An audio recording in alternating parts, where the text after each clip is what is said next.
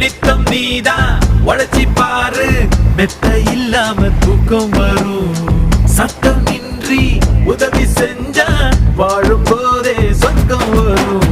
பாரதியே படிச்சு புட்டா பெண்களுக்கு வீரம் வரும். கால் மாசம் நினைச்சு புட்டா கண்களுக்குள் நெருப்பு வரும். பெரியார மதிச்சு புட்டா பகுத்தறிவு காணா வரும். அம்மா அப்பாவை வணங்கி பாரு, எல்லாருக்கும் எல்லாம் வரும்.